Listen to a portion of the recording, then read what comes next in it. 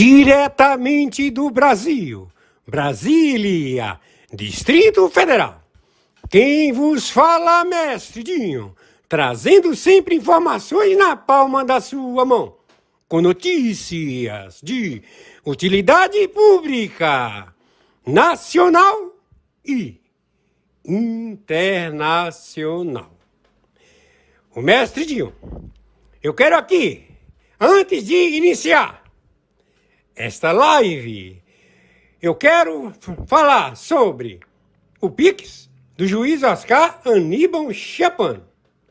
Pix, Oscar Aníbal Chapman, @gmail.com. Repito, Oscar Aníbal Chapman, @gmail.com. Está na descrição desse vídeo.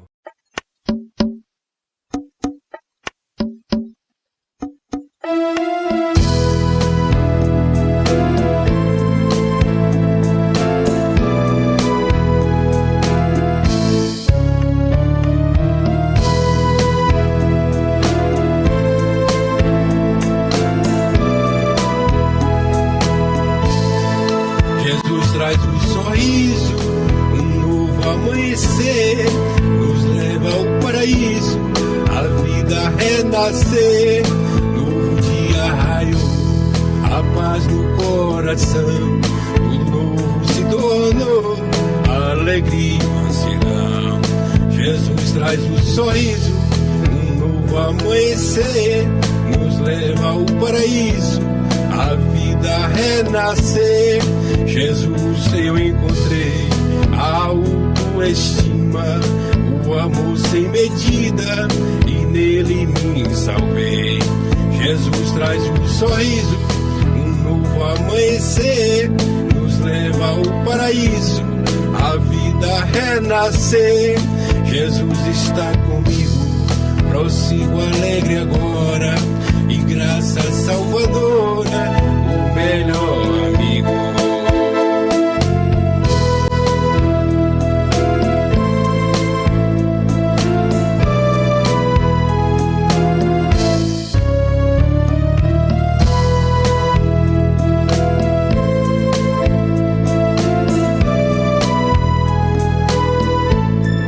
Jesus traz um sorriso, um novo amanhecer, nos leva ao paraíso, a vida renascer. Jesus pensa em mim, como posso temer? Com o amor sem fim, Cristo me faz vencer. Jesus traz um sorriso, um novo amanhecer, nos leva ao paraíso, a vida renascer. Dentro do meu coração, tudo novo se tornou, um passado de aflição, novo dia raiou. Jesus traz um sorriso, um novo amanhecer, nos leva ao paraíso, a vida renascer. Novo dia raiou, a paz no coração, tudo novo se tornou, alegria e mansidão. Jesus traz um sorriso, um novo amanhecer, nos leva ao paraíso, a vida renascer. Dentro do meu coração, tudo novo se tornou, um passado de aflição, novo dia raiou.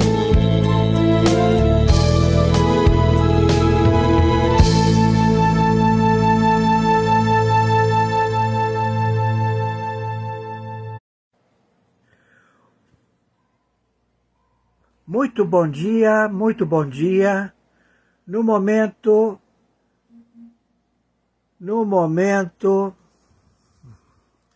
domingo 11 de 2025, domingo 11 de maio de 2025, 8h02.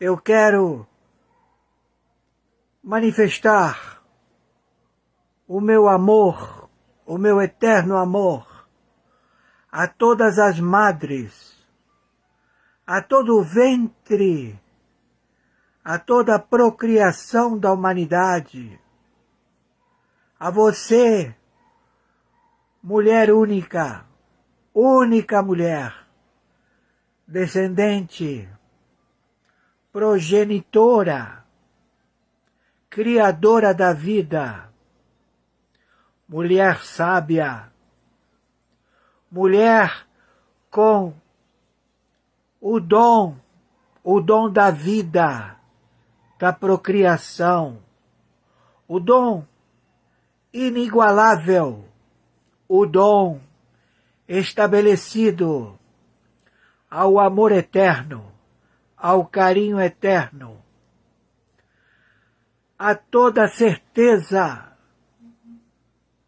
de que você tem o principal dom da vida. Gratidão, muito obrigado por manifestar as nossas existências. Se estamos aqui, devemos a vocês, madre, mulher, feminina, maravilhosa madre, procriadora, genitora. Amo-te, te agradeço pelo dom da vida. Gratidão a todas as madres. Gratidão. Quem está falando é o senhor Oscar Aníbal Chiappano, árbitro. Estamos vivenciando, neste domingo 11 de maio de 2025, a repetição de todos os fatos que antecederam a todas as guerras mundiais. Tudo se faz novo, mas os fatos são os mesmos. Então nós estamos num levante mundial, onde existem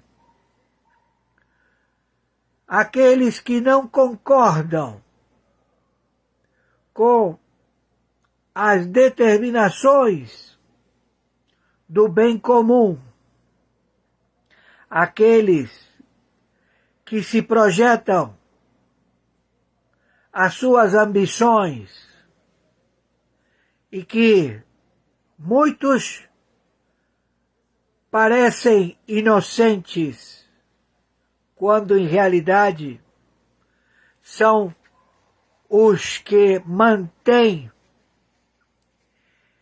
esta opressão e imoralidade em todo o planeta.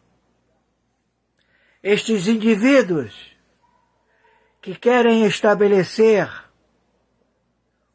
opressores imorais, predadores, pela força, por sua ostentação, em conflito armado, a querer exterminar a existência da raça humana. Estes indivíduos estão todos expostos, toda a Europa, num grande roubo que começou na Primeira Guerra Mundial, no segundo roubo que começou na Segunda Guerra Mundial e agora neste terceiro roubo da Terceira Guerra Mundial atômica, nuclear. São os mesmos na sua ambição de determinar responsabilidades. Quando você estabelece um relacionamento em que os dois já têm uma história, herdam toda a sua prole. Você, solteiro, sem filhos, casa com uma mulher que tem já famílias, proles, que tem vários filhos, do primeiro, do segundo, do terceiro, do quarto, do quinto, do sexto, do oitavo, do nono matrimônio, no 10º, em que você herda todos estes relacionamentos desta mulher que ela teve toda esta prole. E você se submete a todos estes genomas desta prole, desta mulher. Então você, solteiro, faça uma família e determine, através de conhecer, você deve conhecer o seu genitor, sua genitora. Vocês devem se conhecer, saber quem é o macho, todas as suas posições físicas, de saúde e também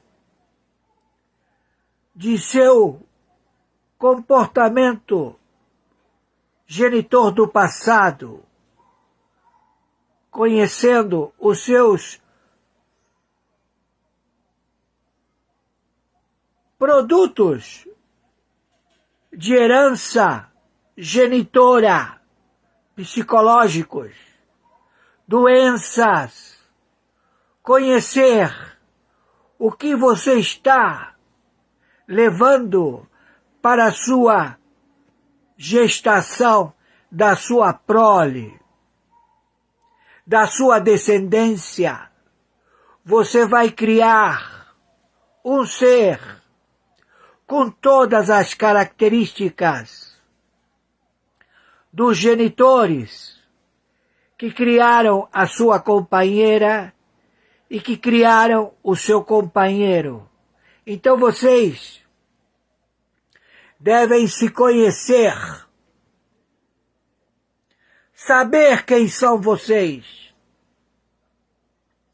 para que o resultado seja próspero, seja de vários fatores a demonstrar através da sua educação, das suas informações genéticas e também das suas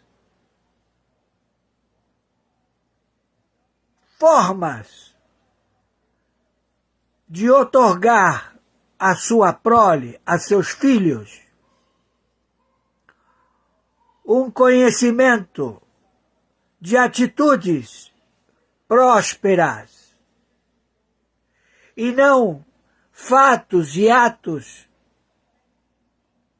de medidas opressivas e imorais.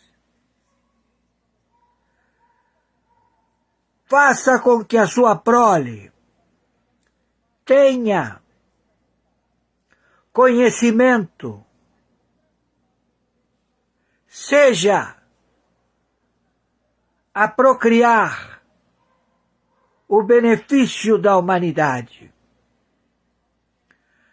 Então, estes elementos, que são os mesmos, estão projetando a Terceira Guerra Mundial. São todos combatentes de várias guerras de 100 anos, de várias guerras de feudos, de reis, de várias guerras, todos guerreando, todos projetando o ápice, o conhecimento máximo que eles têm e que todos aguardam a que este fenômeno mundial no planeta ocorra. Até então, temos 3 guerras, a primeira, a segunda e a terceira. A guerra atômica nuclear. Fora as outras guerras, porque o planeta sempre esteve guerreando devido à procriação das proles familiares destes indivíduos, que trazem no seu genoma este comportamento opressor, imoral, a querer desequilibrar o planeta. Vamos ao relatório. Quem está falando é o senhor Oscar Aníbal Chapano, árbitro na função arbitragem internacional, justiça particular, justiça paga. Entendam, nós estamos com a função corregedor geral na investigação do reduto, do clube, da ONU, funcionários públicos, intencionados à prática de se perpetuar como ditadores, como reis que não são, porque não têm árvore genética. Entendam, estes predadores, filhos da puta, se reuniram na ONU, e estabeleceram um conselho permanente, onde quem determina são os piores fascínoras, ditadores, exterminadores da raça humana, em que eles colocaram o conhecimento de suas medidas opressivas e morais a querer estabelecer o equilíbrio entre eles e chegaram a um único conhecimento. Quem detém a sabedoria prevalece e quem não detém sabedoria sucumbe. Então, nós temos este fato, ato e circunstância. Olhemos para o Brasil, para a América Latina, onde encontramos um filho da puta, conhecido como Moacir, porque ele assumiu o óbito do Luiz Inácio Lula da Silva.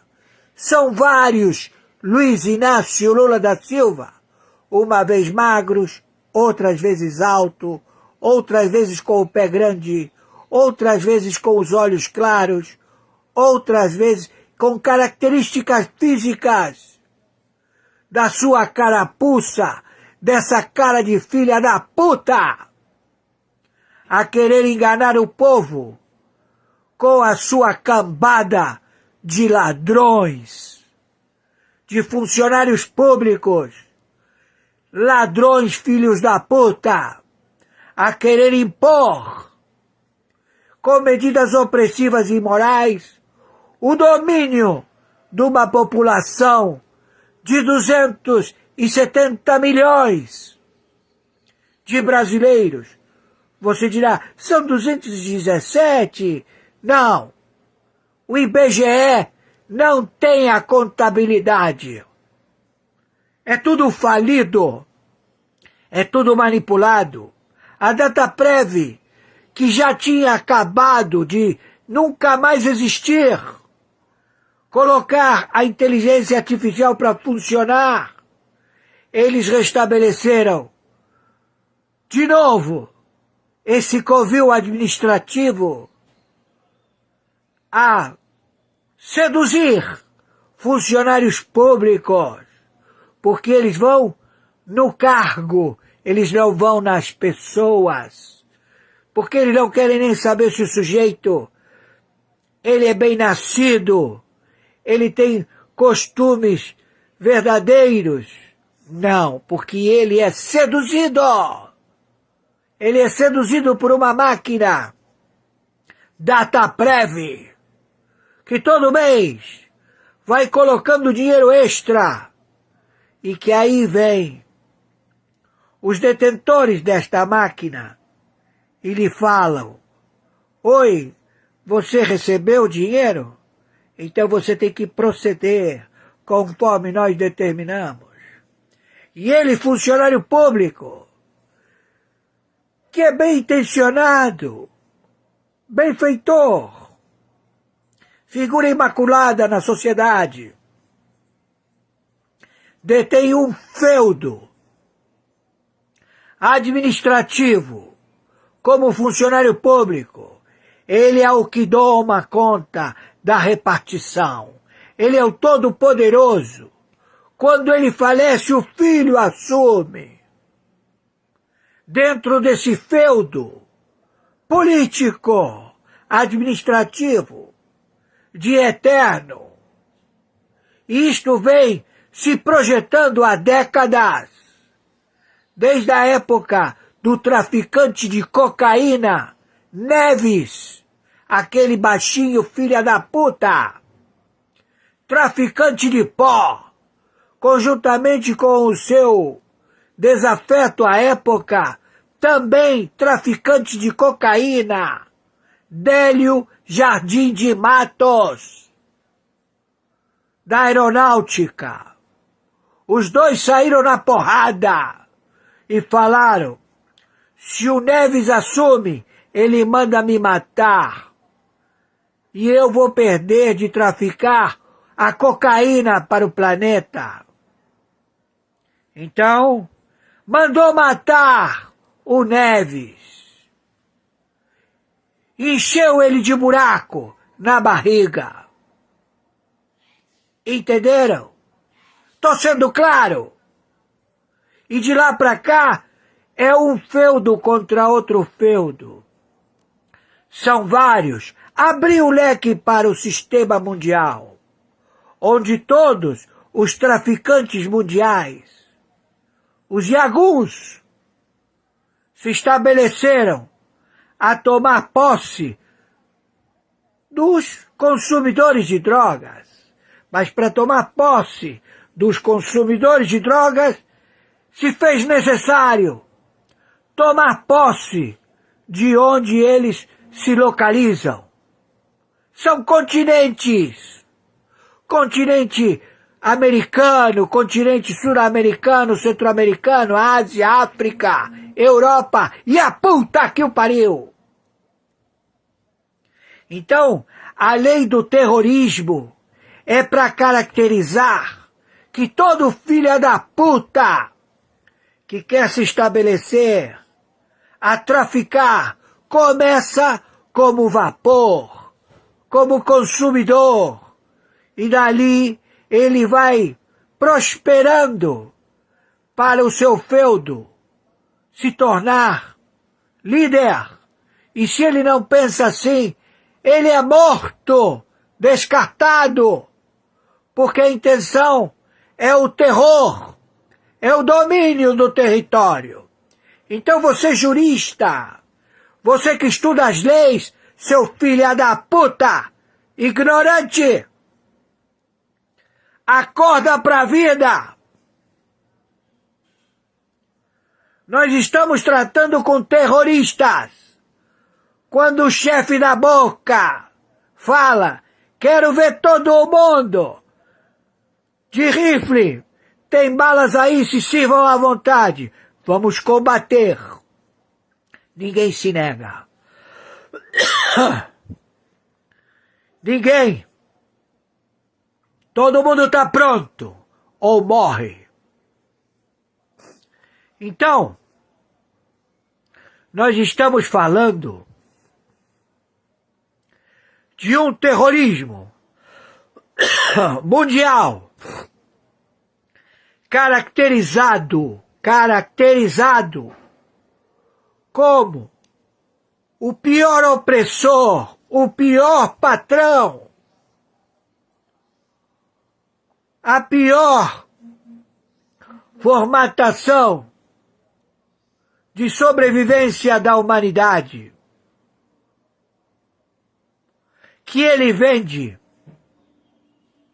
prostituição, que ele vende narcóticos para uma única finalidade: dominar o país, dominar o governo. Então você, juiz de merda, funcionário público, togado, vai pra puta que te pariu. Tu estudou pra limpar a bunda, seu filho da puta. Você não estudou para ter o conhecimento, você é um aplicador da lei. Lei que você ajudou a formatar para benefício desses opressores, filhos da puta, terroristas, e que são pagos para isso. Não servem para porra nenhuma. Só para se justificar. Eu simplesmente opero a lei. A lei está aí, foi feita pelo Congresso. Que Congresso? Só tem analfabeto. Quanto mais analfabeto, melhor. Porque eles elaboram as leis. Vem com elas prontas. Dos elaboradores, operadores das leis, a colocar elas em vigência através de partidos políticos, feudos de traficantes terroristas. São todos filhas da puta. E que a sua intenção é aniquilar com a humanidade. É jogar as bombas atômicas. Você acha que eles vão jogar bombas atômicas? Na Europa, na Ásia, na Ucrânia? Eles querem jogar as bombas atômicas na América do Norte, na América do Sul, na América Central, onde todo mundo está em diáspora. O povo sem revólver, sem metralhadora, sem balas, sem dinheiro, oprimido, opressivo.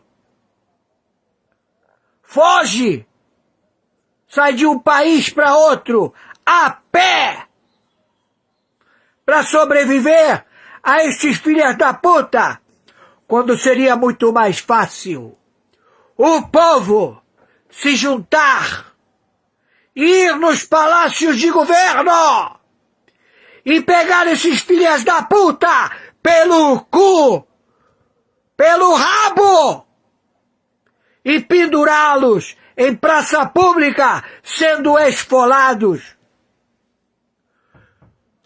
cortados, para que sirvam de exemplo e entrem na história. Você dirá, mas isso é primitivo? Sim, sempre foi. A crueldade é para mostrar que todo filho da puta, funcionário público, que queira destruir a humanidade, merece esse resultado. Porque você tem olhos e você só crê quando você enxerga. Seu filho da puta. que não quer que seus filhos tenham conhecimento, sabedoria, não fazem nada pelos filhos. Chega e fala, não, esse aí é um maconheiro, não, essa aí é uma puta, não vou gastar dinheiro em faculdade com eles. Eles vão pra faculdade pra fumar, pra dar o rabo, pra fazer um monte de merda. Vocês são os filhos da puta! Hipócritas! Fornicadores de merda! Então a humanidade está a um passo à destruição do planeta. Então esse filho da puta, Moacir, que se faz chamar Luiz Inácio Lula da Silva, e a sua prole, ouviram, filhos do Lula, filhos da puta? Vocês são a prole dele. Então todos vocês estão selados com a marca de Caim, seus filhos da puta, onde botaram a máfia de um imperador, Constantino, que falou, tô fudido, não vai ser pela opressão de medidas opressivas e imorais, de matar um, matar outro, temos que evoluir. E se fez o arauto do Deus Todo-Poderoso e manipulou até hoje a Igreja Católica Apostólica Romana. E vieram seus contraditórios. E estes contraditórios operaram da mesma forma, querendo dominar, querendo ser arautos do conhecimento que eles têm através da leitura e não da prática, porque não praticam o que eles proclamam, são os filhos da puta, hipócritas,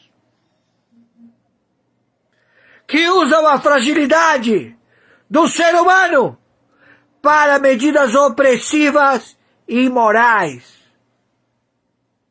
É uma Sodoma e Gomorra, este planeta. É um puteiro. E eles vão jogar as bombas nucleares. Aí eu pergunto a você, povo da República Federativa do Brasil, de 17 países que fabricam, porque plantam o cânhamo, plantam a coca, plantam a papoula. E que você diz, como é que eles conseguem plantar com tanta tecnologia de satélite? Você nunca se perguntou?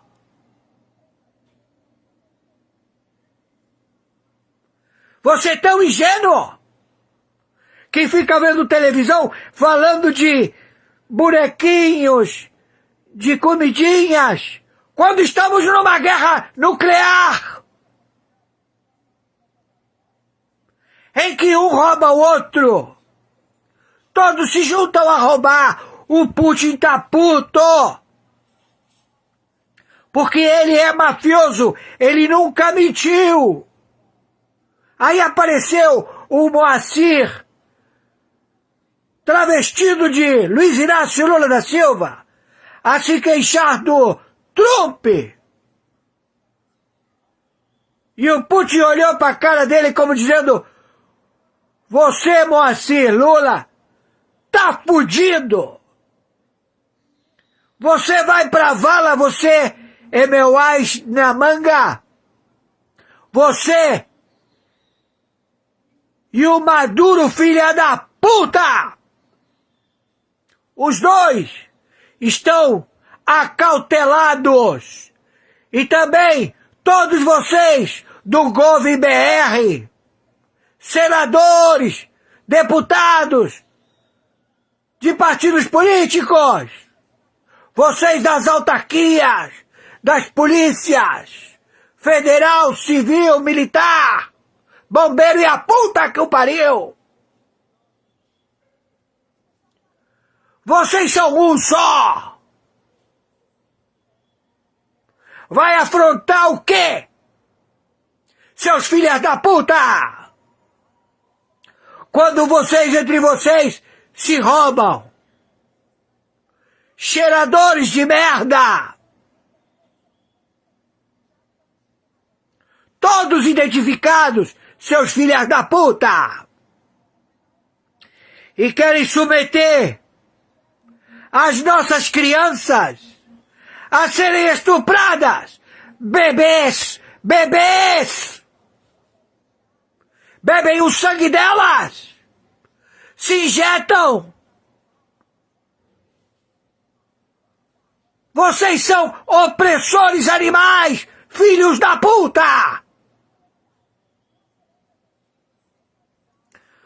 Que colocam aí um tal de Didi, um crioulo filha da puta, a estuprar, a matar, e que não dão publicidade na televisão? Seus filhos da puta!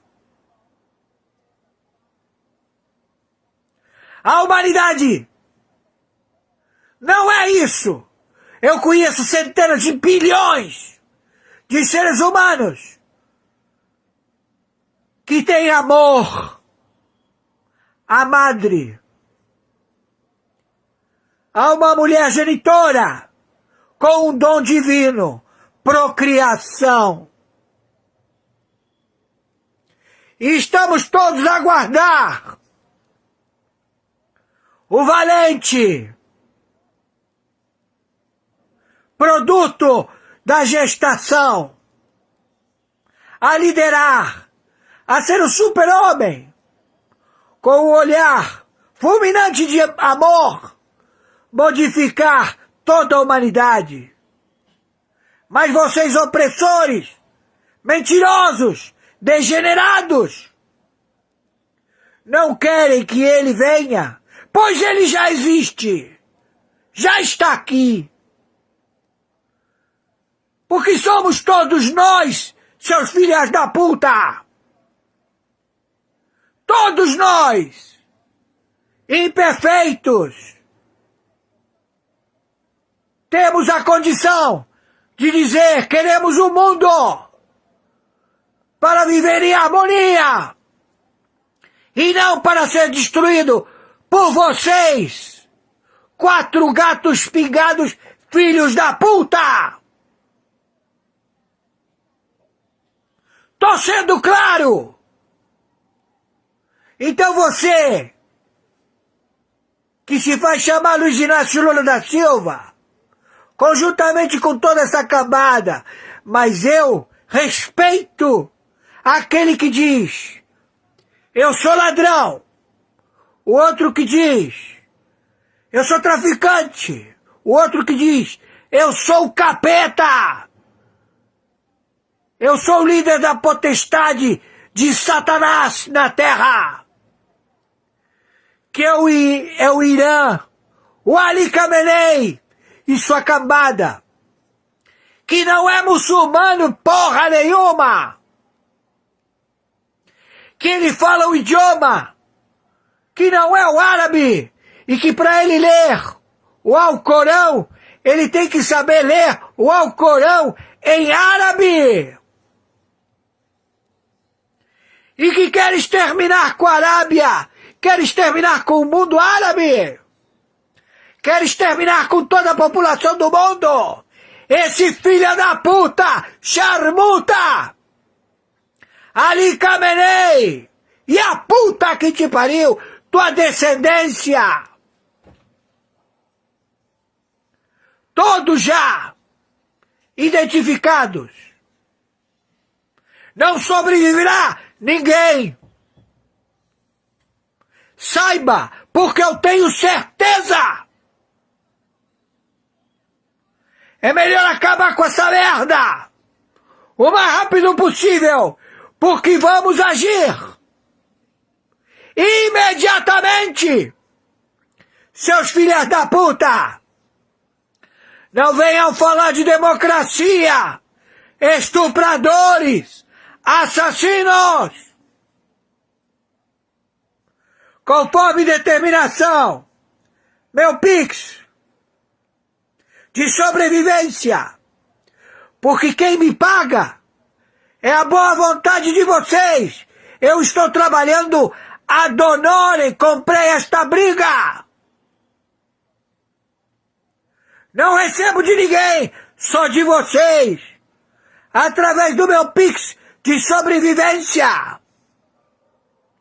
É meu e-mail, oscaranibaltiapano@gmail.com. Banco, plataforma, Mercado Pago.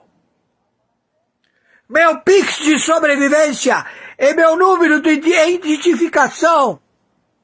No Brasil, número único.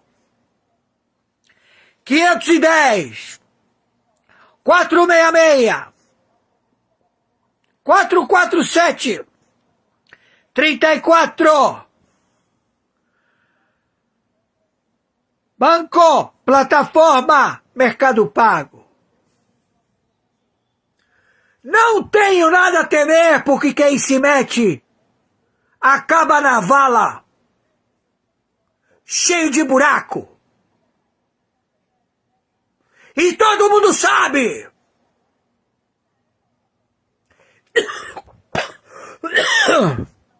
E quem sabe não se atreve a confessar, porque não sobrevive. Entenderam? Tô sendo claro. Viralizei isto. Todos vocês têm que proclamar, conjuntamente com o Exército, a Marinha Aeronáutica. Nós estamos tomando todos os redutos, bases militares do Exército, da Marinha e da Aeronáutica ao combate destes terroristas. E você, jurista, operador da lei, vai me dizer que eles são assaltantes de bancos, que eles roubam um celular, que eles fazem um assalto, não são terroristas? Vai pra puta que te pariu! Eles trabalham porque tem alguém que compra, e quem compra é o terrorismo, seu filho da puta!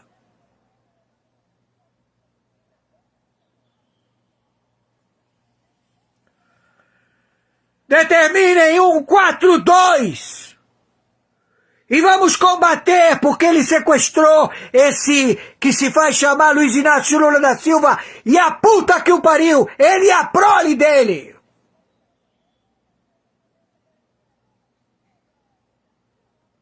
Estabeleceu que ele vai dominar. Já são mais de 300 bilhões em roubo. 200 malas lacradas, com símbolo diplomático, um avião de guerra de 232 lugares, sem tripulação, só com os pilotos, todos com passaporte diplomático, a traficar e a levar dinheiro roubado do povo brasileiro! Tá esperando o quê, porra? Esses merda da televisão? Tarados, filha da puta! Traficantes! Terroristas! Todos com prontuário! Todos com pedigree, foram treinados, estão aí, para impor a sua prole de merda. Finalizem isto! Fiquem com o Yahushua Merushihaim. Ele falou: que queres, Oscar? Senhor, por favor, que todo aquele que pronunciar o teu nome seja atendido. Yahushua Merushihaim. Yahu. Proteja todos nós. Meus amigos e minhas amigas, quem vos fala, Mestre Dinho, hoje dia 11 de maio do ano de 2025. Acabamos de assistir a live do juiz Oscar Aníbal Chapan. Agora, na sequência, vamos assistir às matérias que o juiz Oscar Aníbal Chapano já enviou para o Mestre Dinho. As matérias são relevantes. Notícias de utilidade pública, nacional e internacional. Hoje, dia 11 de maio do ano de 2025. A seguir, são as matérias. Gente, isso aqui é muito grave. Um militar de alta patente lá dos Estados Unidos, com ligações diretas com nomes fortes aqui do Brasil, fez uma denúncia que simplesmente virou tudo de cabeça para baixo, principalmente o Planalto. É isso mesmo, e vocês vão entender. Porque envolve uma figura que vive ao lado do presidente Lula, que circula pelos corredores e não tem cargo público, mas age como se mandasse muito mais do que ele. Vocês sabem de quem estou falando, de Janja da Silva. Pois bem, segundo esse militar, a história entre ela e Lula não começou onde todos pensam, não. Começou bem antes, muito antes e com muitos segredos que envolve viagens, dinheiro público, influência política.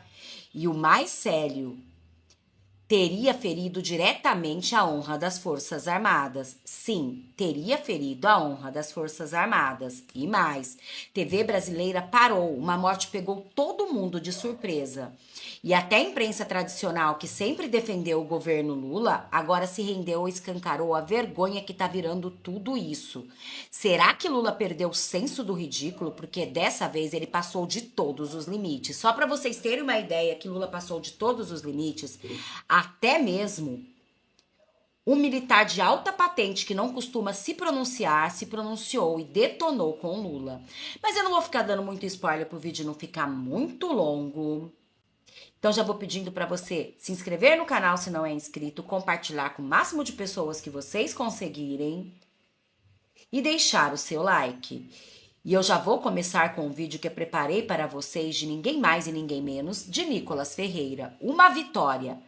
E logo depois, Hamilton Mourão, sim, Hamilton Mourão, que nunca se pronuncia sobre nada, detonou com Luiz Inácio Lula da Silva do PT. Mais um militar revoltado com Lula. Mas antes, olhem o que disse Nicolas Ferreira para alegrar o seu coração. Fala pessoal, boa notícia a respeito do rombo, aí no INSS. O Guilherme Kilter e eu entramos na justiça e a justiça pediu 48 horas para o Lula prestar esclarecimentos e explicações. E a gente fez alguns pedidos e dentre deles estava para que a CONTAG, que foi responsável por maior quantidade de descontos indevidos, principalmente em 2023, mais de 400 milhões de roubo mesmo, ela foi excluída pela AGU e agora a justiça deu uma liminar procedente ao nosso pedido para que ela seja incluída, ou seja, uma vitória para que esses descontos indevidos sejam cortados de imediato. Afinal de contas, é um roubo descarado contra pensionistas e INSS. É claro que é uma vitória, um passo para aquilo que a gente quer, ainda falta muita gente ainda para ser ressarcido, na verdade todos, mas é um pequeno passo para uma vitória maior e não vamos desistir. Segundo Hamilton Mourão, todos nós sabíamos que Lula despreza o Ocidente e se alia umbilicamente a ditaduras sanguinárias mundo afora. E detonou. Como é perigosa essa atitude do nosso presidente, reitero, comandante em chefe das Forças Armadas, reiterada nessa viagem despropositada, comprometendo o futuro do país. Daqui por diante, passível de ser tomado como aliado de autócratas assassinos, inimigos da paz mundial, da liberdade dos povos e dos direitos humanos. Neste momento em que se desencadeia uma guerra comercial sem precedentes, o alinhamento geopolítico do Brasil com inimigos declarados do Ocidente, sem motivos que o justifiquem, a não ser a ideologia, é, para dizer o mínimo, uma temeridade. A conta dessa viagem a Moscou pode vir a ser uma surpresa mais salgada do que a causada por uma mera bravade terceiro-mundista. Virar as costas à vitória do Brasil, historicamente celebrada no dia 8 de maio, hoje, lá no Monumento aos Mortos da Segunda Guerra Mundial, no Rio de Janeiro, para ir comemorar a da Rússia no dia 9, tomar por milicos os pracinhas, o povo em armas que defendeu a honra da nação, e não ter em conta os riscos desnecessários a que expõe o país com decisões, atos e pronunciamentos impensados, não são os piores esquecimentos do nosso presidente. Quando se posicionar ao lado da pleiade de ditadores na Praça Vermelha, o presidente com certeza terá esquecido de qual país ele representa. Aqui fica, como minhas últimas palavras, a minha homenagem a todos aqueles que combateram na Segunda Guerra Mundial, aqueles que com seu sangue regaram o solo italiano. 458 brasileiros lá tombaram e mais de 2.000 foram feridos em combate. Ficaram muito tempo esquecidos. Somente em 1960 foram transladados os corpos que tinham sido sepultados no cemitério de Pistoia e retornaram ao nosso país e estão hoje lá no monumento no Rio de Janeiro. Hoje, temos pouco mais de 50 daqueles 25.000 homens e mulheres ainda vivos. A eles, a nossa homenagem. Gente, realmente Lula está passando de todos os limites.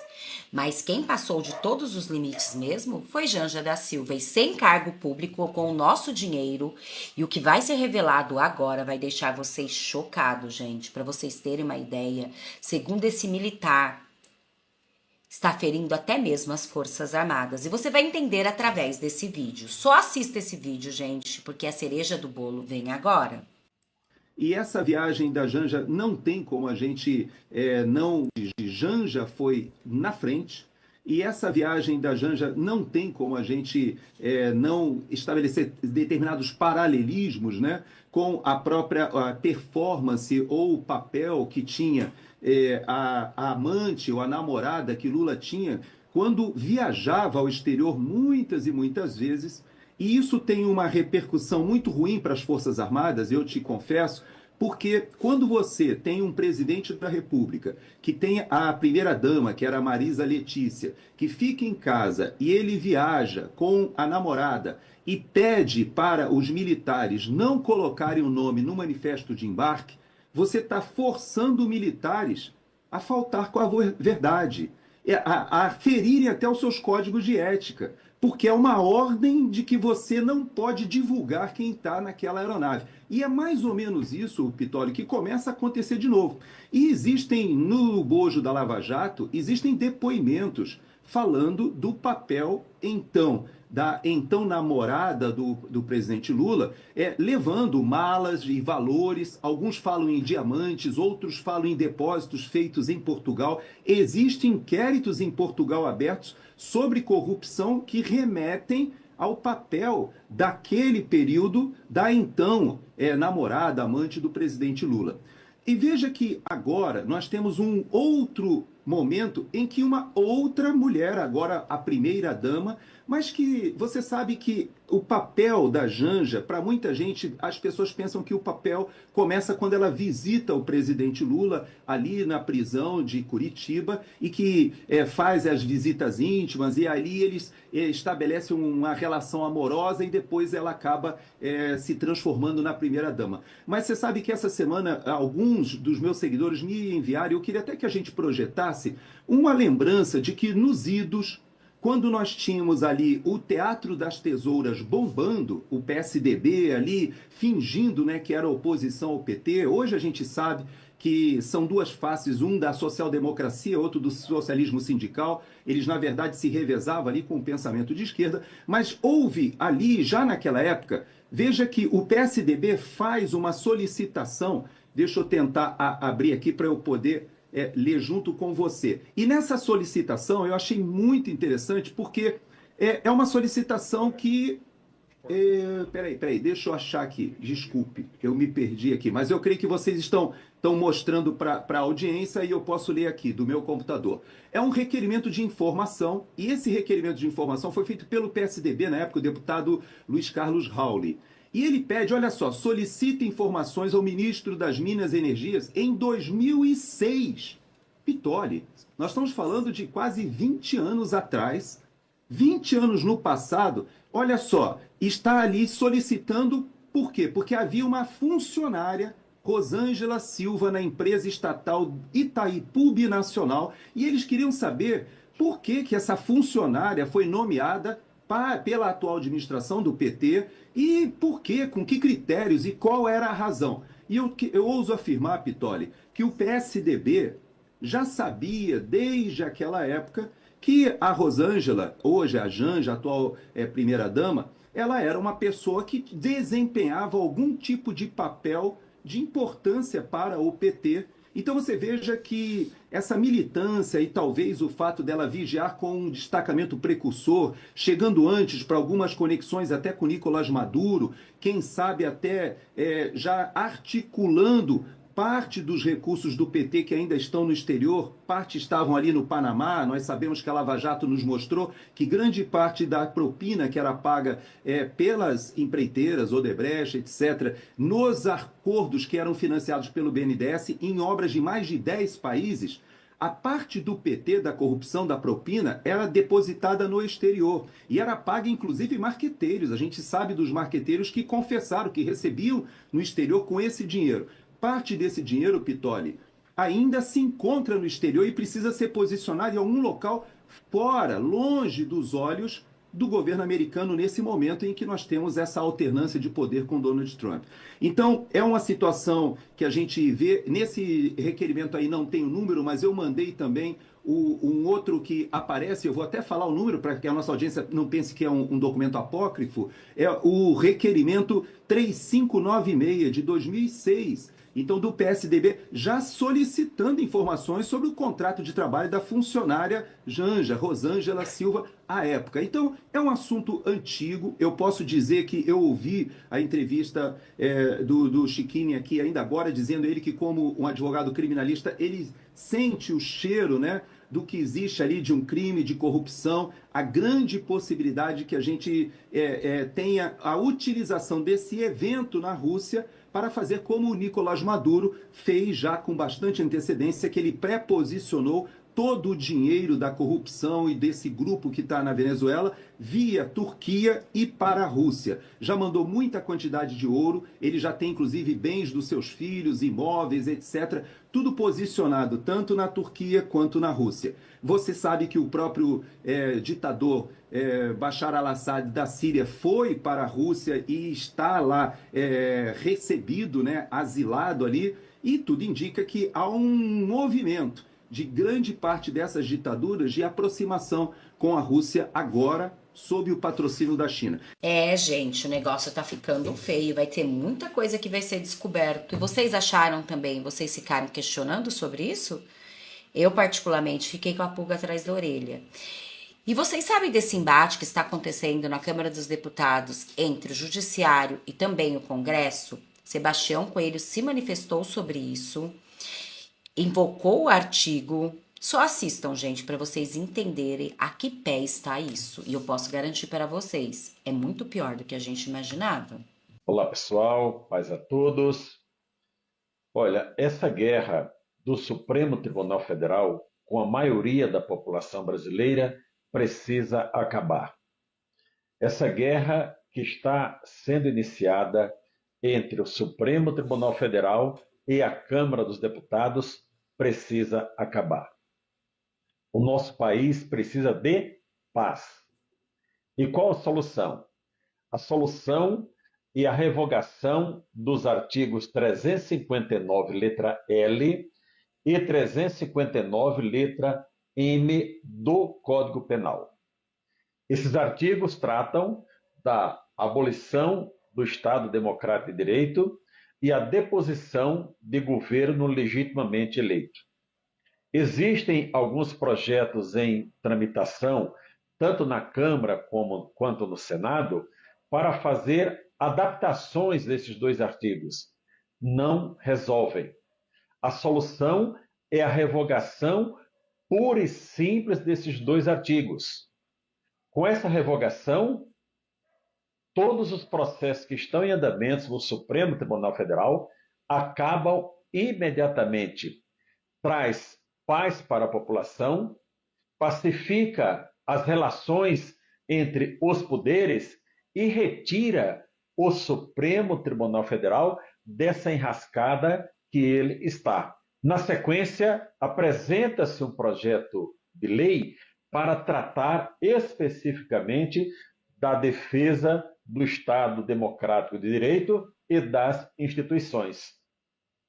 Senhoras deputadas, senhores deputados, senhoras senadoras, senhores senadores, esta é a solução imediata para o nosso país.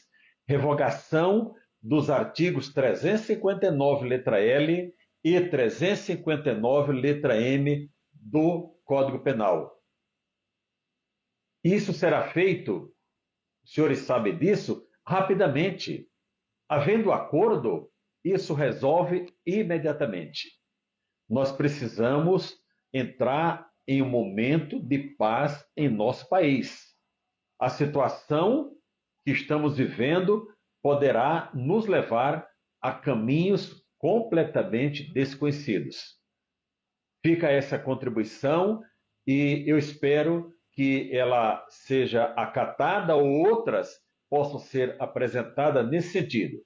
Se ficarmos discutindo adaptações, não vamos sair dessa situação atual. É uma pequena contribuição que eu quero deixar aqui para o meu país. Sebastião Coelho sempre preciso e brilhante em suas análises. Ele que vem lutando com unhas e dentes para a anistia vir acontecer no nosso país. Todos nós temos que saber que a principal pauta da direita nesse momento é a anistia. Mas a verdade é uma só. Eles estão com medo de 2026, porque eles sabem que se Bolsonaro voltar, e ele vai voltar com tudo como Trump, e a metade do Senado e da Câmara estiver nas mãos de Bolsonaro, gente, vai cair tanta gente, vai ser igual efeito dominó. Não vai sobrar pedra sobre pedra. E agora, gente, olhem que triste notícia, um grande nome acabou de falecer hoje por motivos de infarto. Olhem isso. Morre famoso humorista do De Noite. O humorista conhecido como Madruguinha do Brasil, personagem querido do público do SBT, faleceu aos 62 anos após sofrer um infarto. A informação foi confirmada por administradores de seu perfil no Instagram, onde ele acumulava mais de 25 mil seguidores. Natural de Campo Limpo Paulista, ele teve passagem marcante pela emissora e conquistou uma base fiel de admiradores ao longo dos anos. Aqui, chateado hoje aqui, nos divertimos muito junto. Obrigado pelos bons momentos. Vai com Deus, Madruguinha. Expressou sua tristeza nas redes sociais. Era esse Madruguinha. O SBT divulgou uma nota oficial, lamentando o falecimento do artista e informou que na próxima segunda-feira, dia 12, uma homenagem especial será prestada a ele durante o De Noite. A emissora destacou a importância do humorista tanto para o público quanto para a equipe do programa e toda a casa. Que triste, né, gente? Bom, a minha solidariedade à família. Lula passou de todos os limites, perdeu o senso do ridículo e foi se encontrar com ninguém mais e ninguém menos que Putin, Maduro. Como vocês puderam ver ali, o general Hamilton Mourão, emocionado com esta humilhação que Lula está fazendo todos nós passar, principalmente as Forças Armadas. Quanta diferença, quanta saudade de Bolsonaro. Não sei vocês, gente, mas eu morro de saudade do nosso presidente. E agora, olhem essa notícia. Lula defende participação na festa de Putin e vê críticas como piquinês. E olha, gente, que até a Globo detonou com Lula. Quando até a Globo está detonando é porque a coisa é muito mais séria do que a gente pode imaginar. A verdade é que Lula está fazendo a gente passar uma vergonha internacional. Ele sempre leva o Brasil para os lugares mais baixos e desta vez, gente, ele colocou a gente numa situação e ainda disse que é pequenez. As críticas, é isso mesmo? Em Moscou, o presidente diz que o Brasil continua em busca da paz, tá, gente? Na Ucrânia, em Kiev, Macron, Merkel, Tusk e Starmer pressionam por trégua de 30 dias. O presidente Lula da Silva defendeu na manhã deste sábado, em Moscou, sua presença na festa montada por Vladimir Putin para celebrar os 80 anos do fim da Guerra Mundial. Na verdade, lá na Praça Vermelha, praça de esquerda mesmo, de comunista, de sujeira, viu, gente? Para ver fogos que eles estão acabando com a Ucrânia. E Lula estava lá prestigiando. O problema disso tudo é que Lula é o presidente do Brasil e acaba representando nós, o povo brasileiro. Mas Lula não me representa. E se Lula também não te representa, deixe aqui nos comentários. E vamos entender de fato o que está acontecendo para as maiores emissoras que passaram pano para Lula estar tão revoltada com isso. Também não é para menos, né? O presidente Lula defendeu na manhã deste sábado, em Moscou, sua presença na festa montada por Vladimir Putin para celebrar 80 anos do fim da Guerra Mundial. O líder russo transformou o evento em uma demonstração de força, com inegável formato de propaganda para justificar a invasão da Ucrânia. Sim, é isso mesmo. Segundo Lula, as críticas da comunidade internacional, sobretudo na Europa, são uma demonstração de pequenez. Aspas, a Europa deveria estar festejando no dia de ontem, porque quem estava em guerra era a Europa, a França deveria estar festejando, a Alemanha deveria estar festejando no dia de ontem, porque graças ao que aconteceu em 1945, o nazismo, que tomava conta da Alemanha, foi derrotada, fecham aspas. Olha essa foto, sorrindo para Vladimir Putin, é isso mesmo, é assim que Lula nos representa. E para um país que perdeu os 26 milhões de jovens na guerra, afirmou o presidente, não cabia criticar a Rússia por fazer comemoração que foi feita. Eu não vejo o porquê. Ele não vê o porquê. É lógico que ele não vai ver o porquê, gente. Gente, Lula não quis admitir o governo brasileiro que o PCC e o CVV é dado como grupo terrorista. Sim, ele não quis. Agora vocês sabem o porquê? É simples e eu explico. Porque se Lula admitir que essas organizações criminosas podem ser consideradas como grupos terroristas, ele dá autonomia aos Estados Unidos, é lógico, sem passar pela soberania do Brasil, a investigar esses grupos. E com certeza tem muito peixe grande em desespero, porque o que vai ser descoberto vai levar muita gente pro chilindró. E é por isso. Mas realmente, né, gente, é ou não é uma vergonha isso que Lula está fazendo com o povo brasileiro? Quanta saudade do nosso presidente Bolsonaro. Mas vamos ter fé em Deus que Bolsonaro vai voltar, vai ser o nosso presidente em 2026. E se você, assim como eu, acredita nisso e tem fé em Deus, deixa aqui nos comentários hashtag Bolsonaro 2026, porque a direita está mais forte do que nunca. Muito obrigada a todos. Eu vou ficando por aqui para o vídeo não ficar muito longo, desejando um final de semana abençoado a cada um de vocês e repleto do amor de Deus. Pedindo para você deixar aqui o seu nome, de qual cidade vocês estão falando para a gente se conhecer um pouco melhor. Para quem não me conhece, eu me chamo Renata e moro no interior de São Paulo, Taubaté. Muito obrigada a todos. Até nosso próximo vídeo. Fala, meus queridos, isso é uma bomba que ninguém está falando. Algo muito estranho aconteceu na Rússia. O Lula estava em uma reunião junto com Vladimir Putin, tudo sendo transmitido normalmente pela televisão. Até que, do nada, o sinal caiu. No exato momento em que Lula começou a tocar em um assunto muito sensível, um assunto muito questionável, assunto que deveria ter se mantido em segredo, o Putin simplesmente mandou cortar a transmissão. O que foi dito ali? Você prestou atenção no que foi falado? Não era para ter vazado. E se isso se confirmar, pode colocar o Brasil num dos maiores impasses diplomáticos em décadas. Prepare-se, porque esse vídeo pode sumir a qualquer momento. Você sabe que o sistema não quer que esse vídeo seja mostrado, de repente nem o Putin quer que esse vídeo seja mostrado. Então isso aqui é uma bomba. Ninguém está falando sobre isso, mas no momento em que ele toca, numa questão sensível, a rede de transmissão cai. Por que ele estava sendo transmitido pela televisão? A televisão simplesmente caiu, o sinal da televisão caiu, um erro gigante, mas claro, o Lula, pensando que cachaça é vodka, deve estar bebão, falando besteira, e a gente pode se preocupar. Galera, eu sou o Fábio, se você não deu o seu joinha, dê o seu joinha, compartilha com seus amigos, vamos alcançar o maior número de pessoas possível para que a gente possa mostrar essa bomba. Eu vou direto para o assunto, esse aqui é a bomba. Depois eu vou botar o vídeo todo para você ver o contexto, tá? Preste atenção no momento exato que o Lula solta a bomba e aí a transmissão cai. Olha só. Eu gostaria de que alguns ministros meus falassem o que eles já conversaram aqui. Sobretudo o ministro de Minas e Energia, que nós temos muito interesse em tentar estabelecer uma relação com a Rússia nas pequenas usinas nucleares. Opa, fecharam o sinal? Ai, fecharam o sinal. Bem na hora que a gente queria ouvir, Basília Rodrigues e Isabel Mega. Por isso que, quando veio esse sinal... Fecharam o sinal. Bem na hora que a gente queria ouvir. Vocês sabem que o Brasil, a Rússia, ela está sob sanções. Eu estava lendo aqui no chat GDP, olha isso aqui. Deixa eu mostrar uma coisa para vocês. Se eu conseguir mostrar isso aqui. Olha só isso aqui.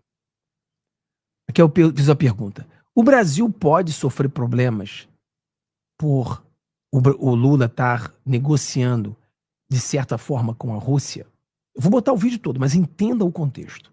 Olha só o que diz aqui, no caso, o chat GDP. Olha aqui, ó. Sim, o Brasil pode enfrentar problemas diplomáticos, econômicos e políticos se Lula estiver, de fato, negociando com Vladimir Putin questões sensíveis como energia ou armamento nuclear. Pessoal, pequenas usinas nucleares são energia ou armamentos nuclear. Especialmente em um momento em que a Rússia está sob sanções internacionais pesadas por causa da guerra da Ucrânia. Por que isso pode ser problemático? Risco de sanções indiretas ao Brasil. Se o Brasil for visto como colaborando com projetos militares, nucleares ou estratégicos russos, ou seja, usinas nucleares, pequenas usinas nucleares, são estratégicos russos. E também energia. Países como Estados Unidos, Reino Unido e membros da União Europeia podem adotar medidas econômicas ou restrições comerciais. Isolamento diplomático. O Brasil pode perder credibilidade ou neutralidade em fóruns multilaterais como ONU e o G20. Poderia prejudicar acordos comerciais com o Ocidente, como os tratados do Mercosul, União Europeia ou acordos bilaterais com os Estados Unidos. Ameaça à reputação internacional. Ser associado a um país acusado de crimes de guerra e violações de direitos humanos, como a Rússia de Putin, pode afetar investimentos estrangeiros e parcerias estratégicas. Problemas internos. Qualquer aproximação excessiva com regimes autoritários pode gerar forte reação da oposição, da imprensa e até organizações internacionais de direitos humanos. Resumo: se Lula estiver tratando com Putin assuntos nucleares, especialmente militares, isso pode sim prejudicar o Brasil, tanto na economia quanto na diplomacia. A política externa brasileira costuma buscar equilíbrio, mas esse tipo de aproximação pode quebrar essa tradição. Meu amigo, isso aqui é muito forte, e depois não vão poder dizer que é por causa do Bolsonaro que o Brasil está sofrendo sanções. Porque olha só toda essa reunião. Vou botar só um pedaço para você botar todo o contexto. Um vídeo onde o Lula ele ataca o presidente Donald Trump, ou seja, é óbvio que o presidente Donald Trump já deve ter tido acesso a esse vídeo, e ele fala em acordos bilaterais com a Rússia, é algo que ali você só tem países ditadores, você só tem países do eixo do mal, e o Brasil, supostamente uma democracia, que eu e você sabemos que não é. Na minha visão, a ida do Lula para a Rússia é para definir, de uma vez por todas, para o mundo e mostrar que nós, entre aspas, não somos uma democracia. Nós pertencemos ao eixo do mal, eu não me importo o que vocês poderão fazer, eu vou negociar com Putin, porque o Putin é meu amigo, nós iremos negociar. Não importa se há sanções, não importa. Vou falar até sobre usinas nucleares. Vou falar sobre tudo. Mas na hora que ele toca na usina nuclear, o sinal da TV cai. Não me diga que isso foi uma coincidência. Ah, Fábio, acabou a fita. Não. O Lula iria falar o que ele não pode falar no momento que Vladimir Putin viu que o Lula estava entrando e iria falar besteira, talvez acordos que eles já estão fazendo por debaixo do pano, ele iria dizer a público, então o Putin fez um sinal para desligar a transmissão, e a transmissão caiu. Essa é a realidade. A mídia não vai te dizer isso. A mídia, ninguém está falando sobre isso. Isso aqui deve ter sido a coisa mais bombástica que nós vimos. Vamos lá, vou botar o vídeo todo, preste atenção. De comércio com todos os países do mundo, de forma unilateral, joga por terra a grande ideia... Pessoal, aqui ele está criticando o Trump. Ele fala esse negócio de taxação no mundo todo, de taxas, ele está criticando o Trump, tá? Presta atenção. Do livre comércio, joga por terra a grande ideia do fortalecimento do multilateralismo e joga por terra, muitas vezes, do respeito à soberania dos países que nós temos que ter. Esta minha visita aqui é para estreitar e refazer com muito mais força a nossa construção de parceria estratégica. Parceria estratégica. Acabei de ler para você que isso é perigoso. Eu quero trazer com mais força a nossa parceria estratégica. Lembrando a vocês que isso foi feito no dia de uma celebração da invasão da Rússia à Ucrânia. Vamos lá. O Brasil tem interesses políticos, interesses comerciais, interesses culturais... Interesses culturais, interesses políticos. O Lula sempre quis estabelecer um comunismo soviético no Brasil. Sempre falou sobre isso. Interesse científico e tecnológico com a Rússia. Por seu lado, a Rússia deve ter muitos interesses com o Brasil. Somos duas grandes nações, em continentes opostos, fazemos parte do sul global e nós temos a chance de, nesse momento histórico, a gente poder fazer com que a nossa relação comercial ela possa crescer muito. Nós temos um fluxo comercial de aproximadamente 12 bilhões e meio de dólares. É um fluxo comercial bastante deficitário para o Brasil, mas nós entendemos que o potencial de crescimento dessa relação é muito grande. E é por isso que nós estamos aqui. Nós temos interesse em discutir a área da defesa, a área espacial, a área científico-tecnológica. A área da defesa, militares. A área espacial, militares. Estamos falando do Lula entrando em uma área perigosíssima ao Brasil. E agora vem a bomba. A área da educação e a área, sobretudo, da questão energética. Eu trouxe comigo o ministro de Minas e Energia, que já conversou com ministros russos. Eu trouxe comigo a ministra da Ciência e Tecnologia, que também tem memorando de acordos aqui, sabe, hoje, mas junto comigo veio o presidente do Congresso Nacional, o senador Davi Alcolumbre, que está aqui à minha direita. O frouxo. Veio aqui o vice-presidente da Câmara, que está representando a Câmara dos Deputados, o seu velho amigo Celso Amorim, que hoje não é mais ministro, mas é meu assessor direto de política externa, os nossos embaixadores, o diretor-geral da Polícia Federal, que veio comigo nessa viagem, quem mais? O nosso embaixador. Para que o diretor-geral da Polícia Federal está fazendo ali? E também eu trouxe um grande empresário aqui, que me encontrou em Brasília e falou para mim: presidente, se o senhor vai para a Rússia, eu gostaria de ir, porque eu sou o maior exportador de carne para a Rússia. Nem é lobista, né? Nem é lobista. Então, eu pedi para o nosso querido companheiro Fernando Queiroz vir aqui, assim ele ter o prazer de conhecer o presidente Putin, conhecer os ministros que compõem o seu governo. Pessoal, isso aqui estava ao vivo, tá? Ao vivo, transmissão pela TV, ao vivo. Olha o momento da bomba, olha agora. Para que a gente tenha uma certa rapidez nessa nossa conversa, eu gostaria de que alguns ministros meus falassem o que eles já conversaram aqui.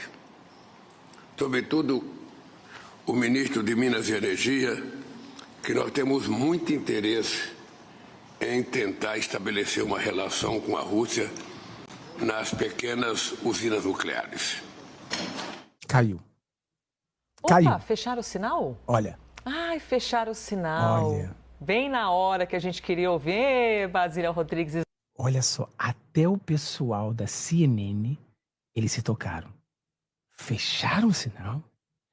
Bem na hora que... Porque até então ele só falou babaquice, só falou asneira. É como um bêbado que tinha enchido a cara de vodka e só estava falando boçalidade. É como se o Putin estivesse interessado em saber qual é toda a comitiva que ele levou. Levei o cachorro, o papagaio, levei a Janja com 200 malas, levei isso, levei aquilo. O Putin tá ali, meu Deus do céu, dá para você falar o que você está fazendo aqui? Eu não preciso conhecer 200 pessoas que você trouxe. Vamos direto ao assunto. Aí ele fala de questões estratégicas, fala de questões militares, e aí ele vai para usinas nucleares. Meu amigo, isso pode ser uma bomba. E aquela coisa que nós falávamos ontem. Será que isso é proposital? Não é um erro. Mas o Lula está fazendo isso porque ele já chutou o balde. Ele já sabe que não tem mais como vencer as eleições. Então ele vai se perpetuar no poder. Ele vai fazer com que o Brasil, sim, seja grande parte do eixo do mal. Ou seja, Brasil virou um país totalitário. Vão mandar agora fazer como a Venezuela, onde o Congresso está fechado. Quem manda é o presidente, o STF, e fecha o Congresso. Agora quem manda é ele. Então vai se aliar ao Putin. Então se vier represárias, ele usa aquilo como justificativas represárias para que ele faça o que ele sempre quis fazer, que é levar o Brasil para o eixo do mal, dizer que agora nós pertencemos à China, os nossos aliados são China e Rússia. É isso que está acontecendo? Porque nesse momento eu tenho certeza que o mundo está olhando para o Brasil e começa a analisar o que pode fazer, o que o Brasil está fazendo. Claro que nesse momento os Estados Unidos está brigando com a China, mas os Estados Unidos está observando, né, o que o Brasil vai fazer se a gente botar sanções ao Alexandre de Moraes e sanções. Qual será o próximo passo do Brasil? Então isso aqui é muito perigoso. Compartilhem com seus amigos. Vamos alcançar o maior número de pessoas possível. Vá no comentário, diz para mim o que você acha que pode acontecer, tá? Então Deus abençoe a todos. Tchau, tchau. Tenha um dia maravilhoso. Vejo vocês no próximo vídeo. Um abraço. O caixão está fechado. Eles precisam agora negociar ou confrontar o STF. Como? Pauta anistia. Concordo com o Serrão, pauta anistia. Vamos ver. Mas e se eles julgarem constitucional? Pauta o impeachment de ministro. E aí? Até onde vai? até onde vai o desrespeito do STF com o parlamento, até onde vai a força do parlamento para confrontar-se com o STF. Sejam bem-vindos, o meu nome é Bruno, deixe o seu like e inscreva-se no canal.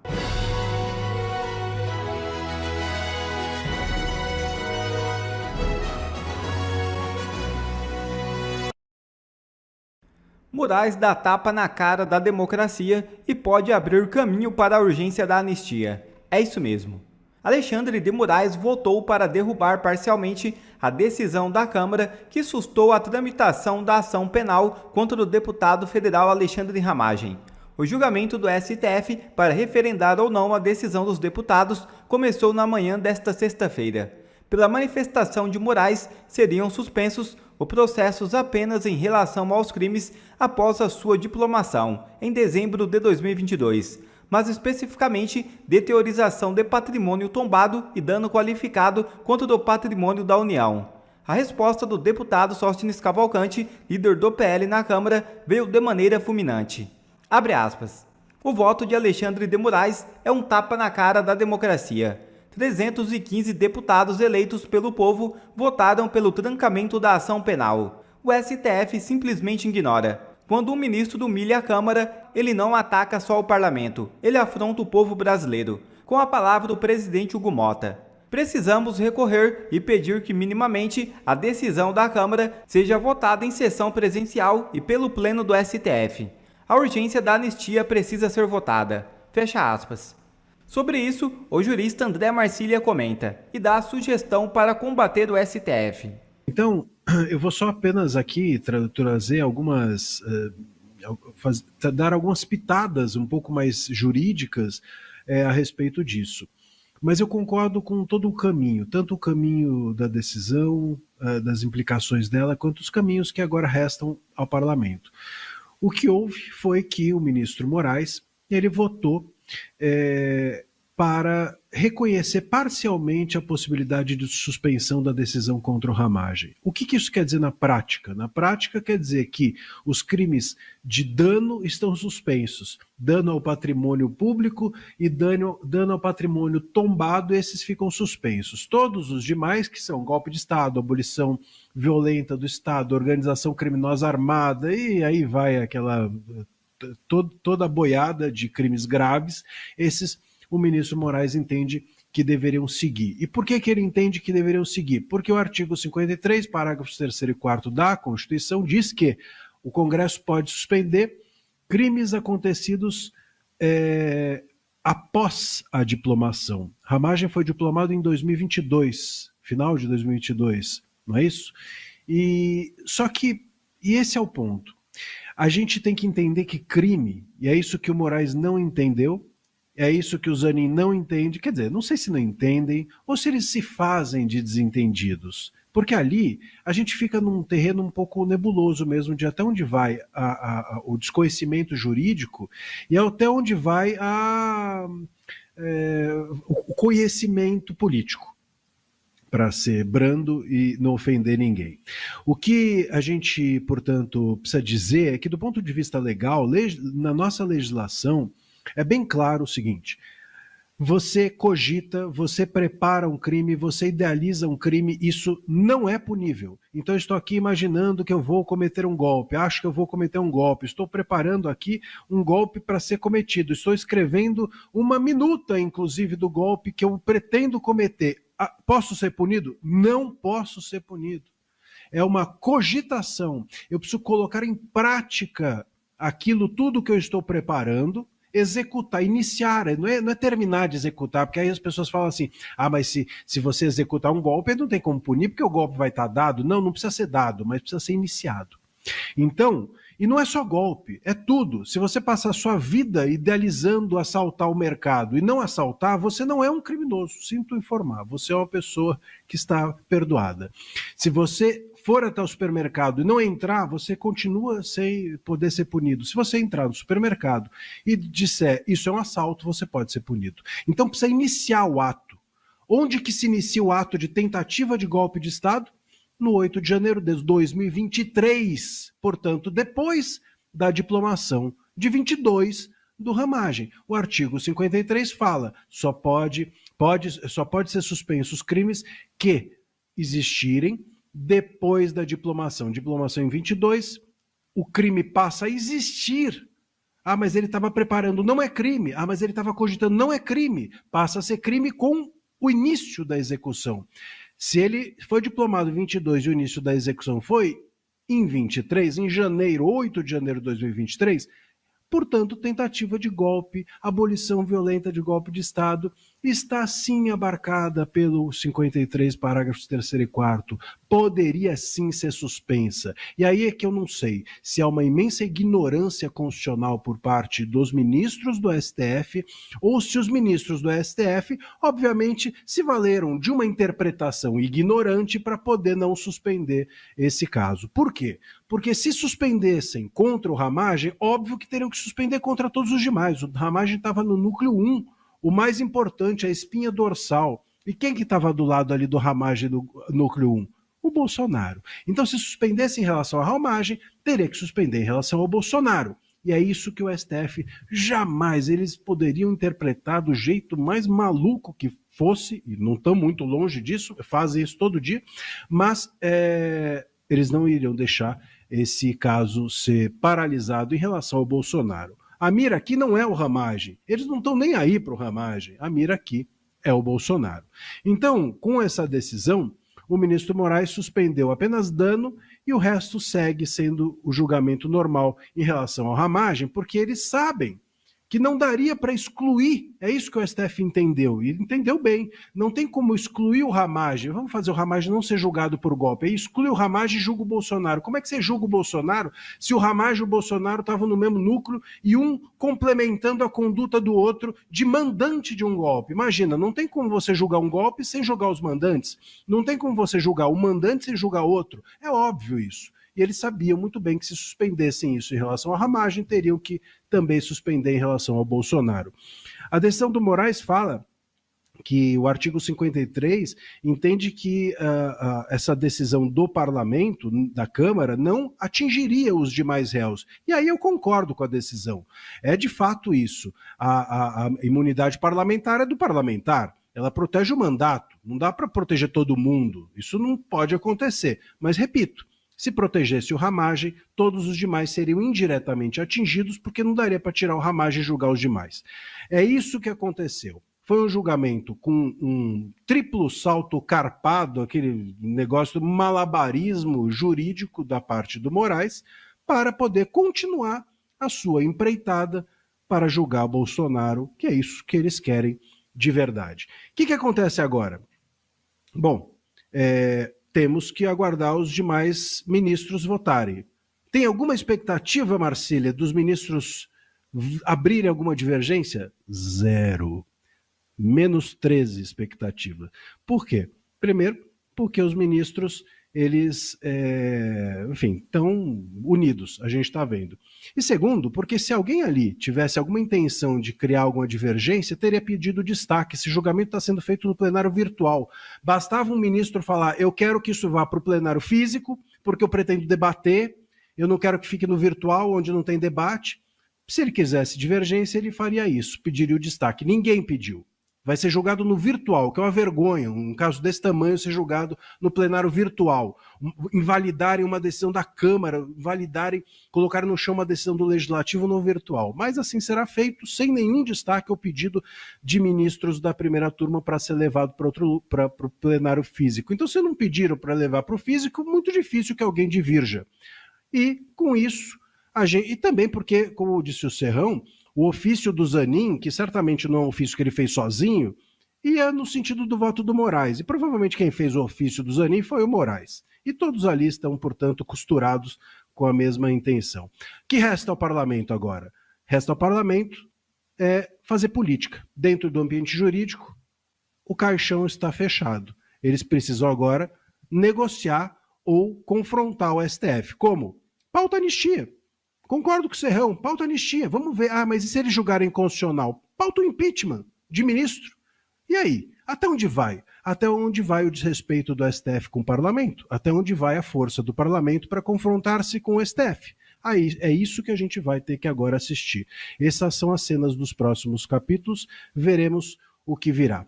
Juridicamente, com a decisão do STF, não tem muito o que fazer. A decisão do Congresso fica caída. Se você for ver na linha do tempo, o desgaste que o Alexandre de Moraes está sofrendo e o incômodo que ele está causando nos outros poderes, a invasão de competência que a todo momento ele comete, o abuso de poder, o abuso de autoridade, isso está movendo a um desgaste, onde cada vez mais e mais autoridades estão agindo em contrariedade aos desmandos do Alexandre de Moraes. Ainda não existe a atmosfera perfeita, democrática, de harmonia entre os poderes, para o Congresso Nacional ser 100% independente e votar, ainda que em contrariedade ao STF, matérias como a anistia. Mas a gente está caminhando para esse momento. O preço Alexandre de Moraes está ficando muito alto para ser sustentado por todos aqueles agentes do establishment que ficam nos bastidores dando sustentação ao Alexandre de Moraes. O Alexandre de Moraes ele já não está mais confortável, ele tem que fazer jantar, ele tem que puxar as autoridades de Brasília para vir conversar com ele, para ter certeza que está tudo nos conformes, que não há risco para ele. Só que, no entanto, a batata do Alexandre de Moraes está esquentando. E Deus quiser, a gente vai aumentar em breve ainda mais esse custo Alexandre de Moraes de carregar nas costas, sustentar toda essa arbitrariedade. Um outro fato relevante que a gente tem que comentar é por que é tão importante essa suspensão do processo contra o Ramagem e por que ela deveria criar uma jurisprudência para atingir o Bolsonaro. Mas eu não sou tão esperançoso disso porque a gente sabe que o nosso STF já não age mais baseado nas leis, mas age por motivação política. E a intenção deles é condenar a qualquer custo o Jair Bolsonaro, e é por isso que já condenou mais de 400 pessoas pelo 8 de janeiro, a penas de cadeia de até 17 anos. Esse pessoal do 8 de janeiro é só o pano de fundo para que eles consigam chegar no Jair Bolsonaro. E prendendo o Jair Bolsonaro, eles acreditam que vão acabar com a direita no Brasil, e somente uma direita permitida vai conseguir se candidatar em 2026. Esse é o sonho do Alexandre de Moraes, apoiado por Lula e o pessoal do PT, que a todo momento fica fazendo consultas, né, como eu falei aqui agora, ao Zanin, né, pedem para apreender meu passaporte, é tudo para matar a oposição, e a gente tem um sistema muito semelhante ao da Venezuela. Então nós estamos oferecendo resistência a isso tudo. Mas em aspectos técnicos, né, um dos argumentos que a Suprema Corte utiliza para julgar todas essas pessoas que não têm foro, que originalmente não deveriam estar sendo julgadas pelo STF, eles falam que no meio desse golpe todo está um deputado federal, que é o Alexandre Ramagem. Como os deputados federais, estes sim, originalmente são julgados pelo STF, eles falam, olha, está tudo conectado, uma grande associação criminosa para dar o golpe de Estado, então, como tem um deputado aqui para julgar, é competência do STF, todo o resto, Jair Bolsonaro, o pessoal do 8 de janeiro, etc., todo o resto vem junto para também ser julgado no STF. Bem, esse é um dos principais argumentos que os ministros da Suprema Corte, né, falam, né, a narrativa que eles criam para justificar eles estarem fazendo esse julgamento, que em qualquer democracia do mundo jamais estaria começando no STF. Né? Vídeo o próprio Trump aqui nos Estados Unidos, que tinham vários processos, mas todos eles na primeira corte, onde teria o direito ao duplo grau de jurisdição, a apelação, aí para a segunda e assim por diante, né? Numa escala normal de um sistema judiciário de um país democrático. O Brasil já não é mais uma democracia, já não dá mais para falar isso. Então, a ideia é o seguinte, já que o Alexandre Ramagem é deputado federal e ele puxou todas as conexões das pessoas para serem julgadas no STF, se a ação for trancada contra o Alexandre Ramagem, automaticamente todas essas pessoas não fará mais sentido elas serem julgadas pelo STF e a Suprema Corte deverá enviar os seus processos para a primeira instância. Assim deveria ser. No entanto, o Brasil já não é mais uma normalidade democrática, né? Como eu falei. E para piorar, o STF a todo momento ele muda a sua jurisdição, ele muda o seu entendimento. Então, para justificar que o Ramagem, né, não se daria o ensejo para que, uma vez trancada a ação penal ou suspensa a ação penal contra ele, os demais dessa ação, os demais réus, iriam para a primeira instância, eles argumentam ainda na Suprema Corte que, ainda que o presidente Bolsonaro seja um ex-presidente, como os fatos pelo qual ele está sendo acusado começaram quando ele ainda era presidente, então ainda é competência do STF julgar o Jair Bolsonaro. Eu estou tentando digerir para vocês, principalmente para quem não é da área jurídica, e é difícil não falar o juridiquês, mas para vocês entenderem como que o STF vai formando a narrativa dele para vender aos juristas e também às demais pessoas da sociedade que eles fazem jus sim eles são tribunal competente sim para julgar o Jair Bolsonaro. Só que tudo não passa, né, de atropelos, não só da Constituição, mas também da própria jurisprudência, né, jurisprudência que são as sucessivas decisões no mesmo sentido do STF. Eles violam também a sua jurisprudência, mudam a sua jurisprudência para puxar para si a competência de julgar o Jair Bolsonaro, porque eles querem condenar em tempo recorde o Jair Bolsonaro. E eles estão tentando fazer isso da maneira mais rápida possível. Por isso também, que vocês viram, coisa de 2 semanas atrás, uma oficial de justiça enviada pelo Alexandre de Moraes para intimar o Jair Bolsonaro. Eles não podem esperar uma semana para o Bolsonaro ir para casa e daí intimar ele numa condição melhor de saúde. Até porque pode ser que a intenção do Moraes seja de prejudicar a saúde do Bolsonaro e talvez até matá-lo, né? Por que não? Eu nunca vi isso, né? Uma pressa tão grande de você mandar um oficial de justiça numa UTI hospitalar para intimar alguém. Ah, Eduardo, mas ele deu uma entrevista, ele participou de uma live. Olha, né? Se você sair de uma cirurgia, a depender da ameaça que eu faça a você ou que alguém venha fazer contra você, algum familiar seu, você vai correr uma maratona também. Isso não significa dizer que você está bem para correr aquela maratona, né? O Bolsonaro, ele estava sem poder se alimentar. Ele estava recebendo uma alimentação via tubo nasal, recebendo medicamento na veia, inclusive para dor. E aí esse cara, né, atropela um código civil, manda um oficial lá, e é oficial naquele melhor estilo, né? Eu só estou cumprindo ordens. Me lembra muito os oficiais da SS, do Hitler, né? No tribunal de Nuremberg, depois que acabou a guerra, sendo julgados, eles falando, eu só estava seguindo ordens. Vai vir uma ordem, de repente, para você botar uma pessoa no paredão e dar um tiro nela. Eu só estava seguindo ordens, né? Espero que a gente não precise chegar nesse momento. Mas não se iluda. Tem gente do PT que mandaria até os bolsonaristas para a vala. Vocês sabem do que eu estou falando. Ou o Mauriase, né? Um bom conservador merece um bom paredão com uma boa espingarda e assim por diante. Ou a Benedita da Silva, junto com o Requião, né? Que a revolução deles tem que passar por derramamento de sangue. Mas nada disso é discurso de ódio. Então, retornando para o caso de Jair Bolsonaro, né, ele foi intimado dessa maneira porque o Alexandre de Moraes quer condenar ele antes de 2026. Então eles estão acelerando o máximo possível, né? Quando você intima uma pessoa, já passa a correr prazo para algumas coisas, defesas. Inclusive defesa, né, que o Jair Bolsonaro teve 15 dias para apresentar, não foi prorrogado o prazo. Qualquer processo normal teria sido prorrogado. A gente está falando de um dos casos mais notórios do Brasil da última década, né, talvez até desse século do STF, né, desse início de século que teve em 2001. Mas não foi dada a dilação de prazo, e o Alexandre de Moraes, ele ainda não deu acesso total à defesa para fazer a defesa propriamente dita. Ele está dando acesso total agora, depois que os advogados de Bolsonaro já apresentaram a sua defesa.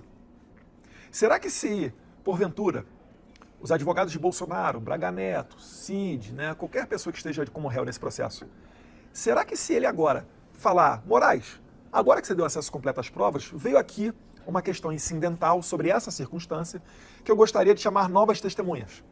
Será que o Moraes vai aceitar essas novas testemunhas? Vai abrir prazo para decorrer, para que sejam ouvidas essas novas testemunhas? Será que ele vai apresentar a minuta de golpe? Porque muito se fala. Você já ouviu? Não, ninguém sabe. Isso é o famoso ninguém sabe, ninguém viu. O Alexandre de Moraes deu uma de João sem braço, uma John sem arms, citou algumas folhas no meio do inquérito, falando que naquelas folhas estariam o golpe, né? Não, ali está a minuta de golpe. Só que o advogado do Felipe Martins, o Sebastião Coelho, desmentiu o Alexandre de Moraes na frente dele e deixou o Moraes sem resposta. É que, na verdade, não tem minuta nenhuma, né? Tem um papel que o Cid tirou uma foto, mandou para o outro celular do próprio Cid, e aquela foto foi tirada quando o Cid estava no Rio de Janeiro. Nem Bolsonaro, nem Felipe Martins estavam no Rio de Janeiro. E o conteúdo disso daí também, altamente questionável, ninguém sabe, ninguém viu. São as coisas na nossa democracia.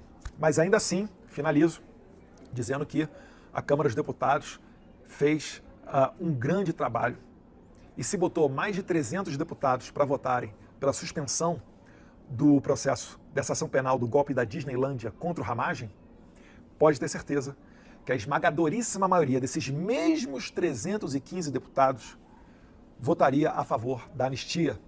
Espero que o Hugo Mota não se sujeite às ameaças desse gangster chamado Alexandre de Moraes e a gente consiga, sim, colocar adiante um processo natural onde vai ser aprovada a anistia para essas mais de 400 pessoas que já receberam condenação devido ao 8 de janeiro e tantos outros que ainda estão na fila para serem condenados de maneira injusta, sem acesso total às provas, né, nos flagrantes de delito, nota de culpa, garantia de defesa constitucional e etc., feito na base do copia e cola no dia 8 de janeiro. Enfim, as mais bizarras decisões jurídicas que o nosso país viu em sua recente democracia iniciada em 1985. Um abraço a todos vocês, seguimos em contato, seguimos trabalhando.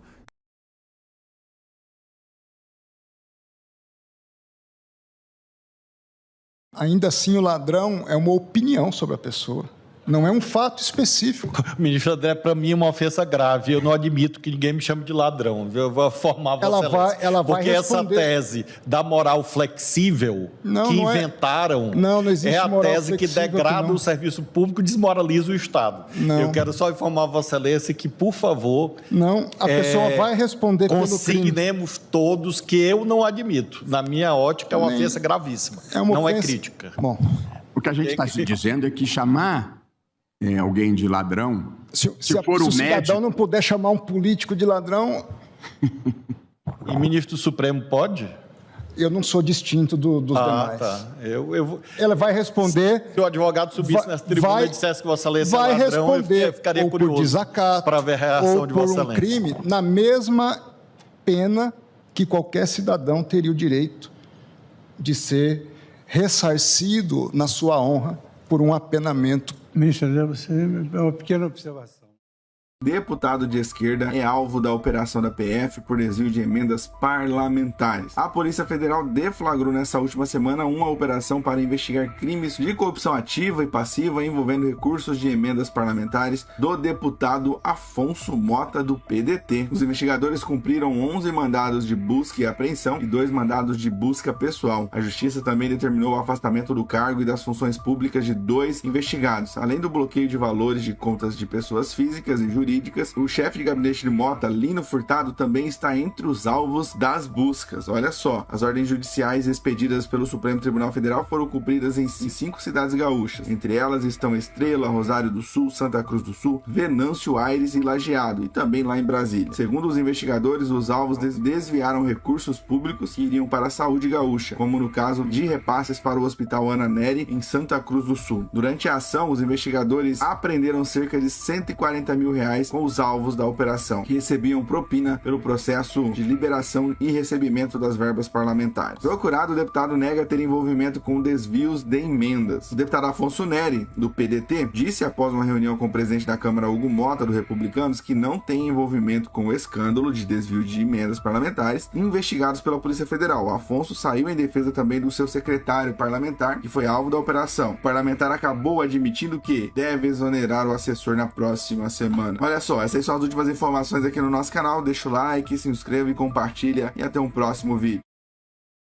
Mi gente, brutal falta de respeto de Vladimir Putin a Nicolás Maduro. No sé si recordáis que esto ya lo hablamos en su momento. La última vez que Vladimir Putin coincidió con Nicolás Maduro iba muy emocionado con Cilia Flores a saludarlo y como que él hizo un poco el gesto de, bueno, luego nos vemos, ¿no? Y creo que ni siquiera le dio la mano, si no recuerdo mal, ¿vale? En esta ocasión, bueno, a Vladimir Putin le está interesando estar con él, lo invitó a Rusia, sigue en Rusia parece ser, según dicen, va a ser complicada la vuelta y parece ser que en vez de, precisamente, ahora él que ha sido invitado para tener una cumbre con él, y no obstante, cuando hicieron la reunión y tal, parece ser que no estuvo ni siquiera sentado, ¿no? Delante, ¿no? Como que lo echaron para atrás, ¿no? Algo así ha comentado Gustavo Rodríguez, así que si os parece, vamos a ver un poco la última hora, a ver qué es lo que nos cuenta, porque la verdad siempre nos trae algún tubazo. Vamos a ello, EBTV Miami. Fueron a Rusia, ella parpadeaba, estaba nerviosa, salivaba, vio Nicolás mientras firmaba, se movía la chaqueta, miraba a Putin pero de reojito, aquello era un que, ay Dios mío, ¿qué hacemos? ¿Cómo nos movemos? Y Putin con esa cara de los tengo en mis manos, como que yo soy el dueño de ustedes dos, no de Venezuela, de estos dos seres. ¿Qué es lo que está pasando en Rusia? ¿Dónde los metieron? Vergara, que tú sabes algo que yo no... Vergara, yo se lo mandé a Vergara ahorita por el WhatsApp. Ajá. Yo les voy a decir, porque sí hubo un acto. ¿Cuál acto? Espérese, que en Rusia hubo un acto. Lo que pasa es que en Venezuela no lo quisieron poner. ¡Ah, no! Porque les dio vergüenza. Porque la señora Cilia y el señor Maduro... En el acto, estaban como detrás de la tarima. Ah, estaban de público. O sea, no, bueno, normalmente... Estaban detrás, o sea, que no entiendo. Un sitio donde han sido invitados Y que los pongan detrás no lo entiendo, pero bueno. El público en los actos se pone a las personalidades. Realmente no se lo toman en serio. ¿Cómo tomarse en serio a un dictador? Es verdad que al final son el mismo tipo de personas. O sea, si Maduro no ha abierto una guerra contra ningún país, es porque no puede, ¿vale? Si no lo hubiera abierto. O sea, no os quepa la menor duda que no la ha podido abrir. Son 30 y pocos millones de venezolanos. Tienen una milicia bastante cortita. Y no es una gran potencia. Si estuviéramos hablando de que fueran como, yo qué sé, como Brasil o Argentina en cuanto a número de habitantes, estaríamos hablando, y con un dictador como Maduro, estaríamos hablando de otra cosa, ¿eh? Lo que pasa es que no puede. ¿Contra quién va? Bueno, contra Guayana. Contra Guayana sí. Si tiene que abrir una guerra contra Guayana, la va a abrir. Pero bueno, esperemos que no. Cada país tiene su independencia y esperemos que no. La primera fila. No, porque está queriendo hacer lo mismo que Putin con Ucrania, Maduro. Y Guayana lo ve muy chiquitito, bueno, pues para nosotros, ¿no? Claro, pero claro, como por allí. Se supone. Por allá, detrás de la ambulancia, por allá. O sea, donde vendían los tickets para entrar al evento. Cuando él rapidito, porque tengo que contar. ¿Usted se acuerda cuando él hizo la seña que estaban en la cumbre, que él le dijo, por allá? Ajá. Le dijo, para allá, para atrás. Para allá. Ajá. Mire, ni ¿cómo se llama? Xi Jinping, ni Putin, ni Lula, ni ninguno. Esa señal está por allá atrás, donde ahí están las personalidades como que los más bajos, los que para atrás, le dijeron, elévate para allá atrás.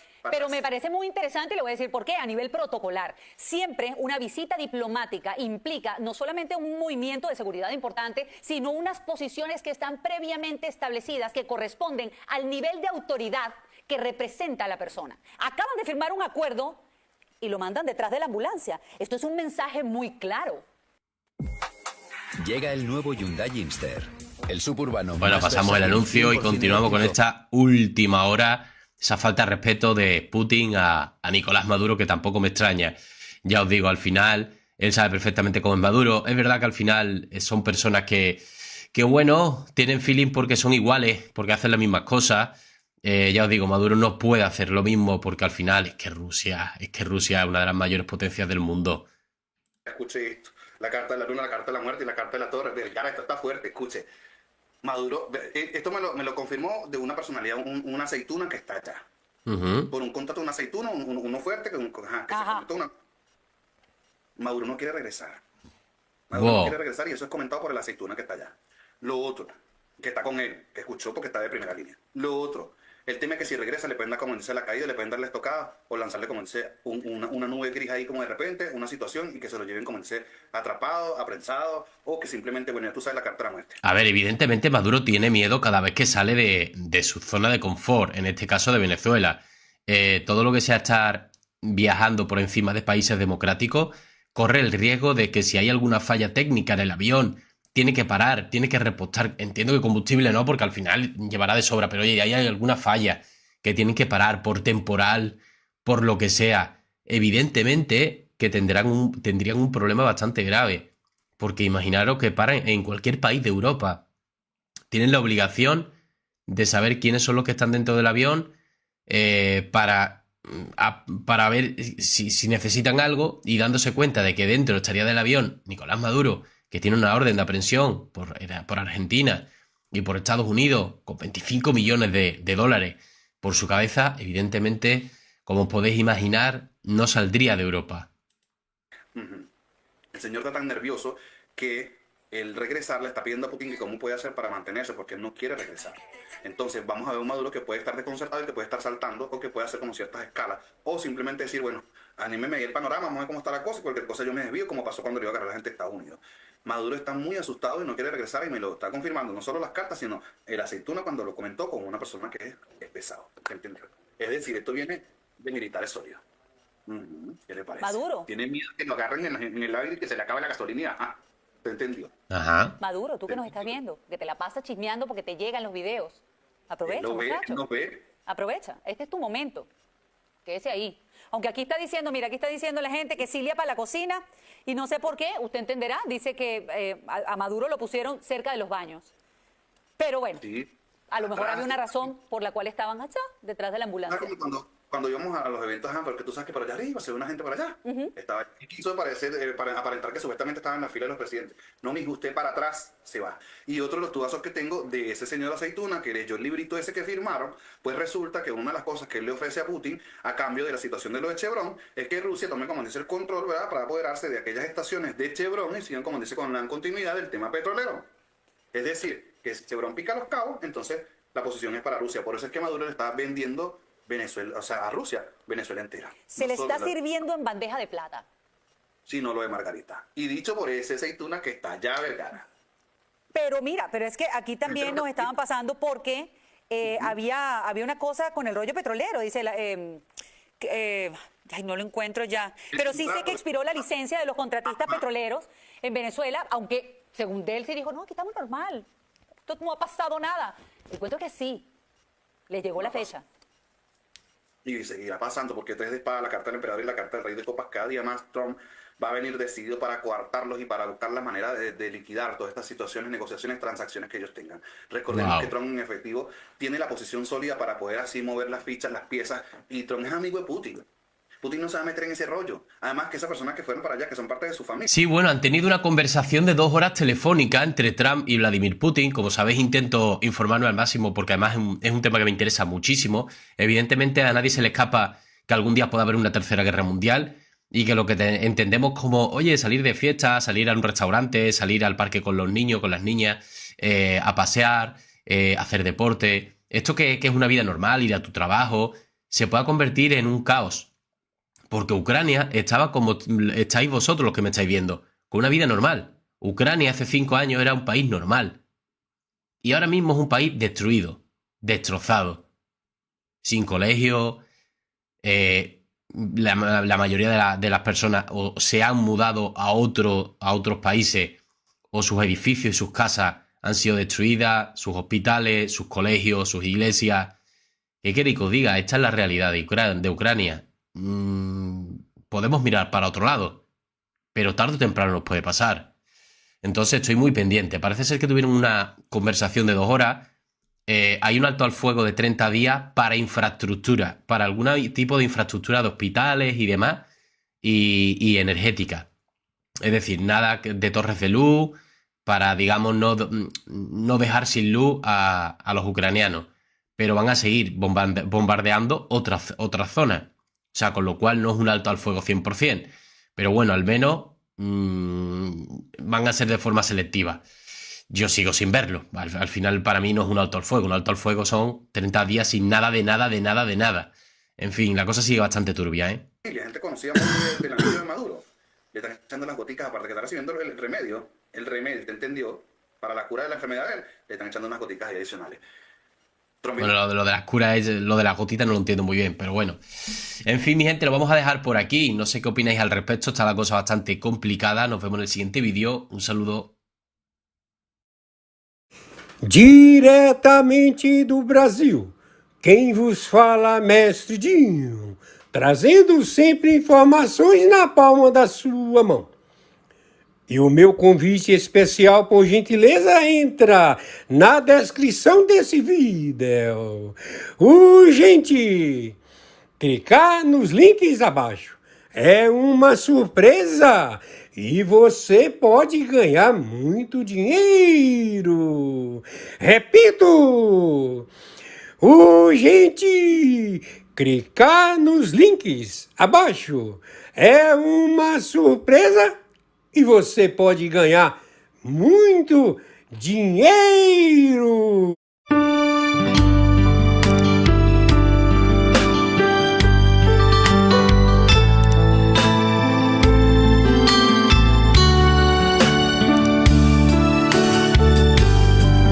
Jesus, meu rei, preciso de ti, te seguirei. Por onde quer que for, mais perto quero estar.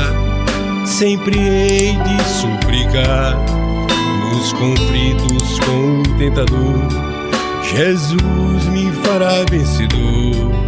No nome do Senhor Jesus, o inimigo é amarrado com o poder do meu Deus, me guardando, me livrando.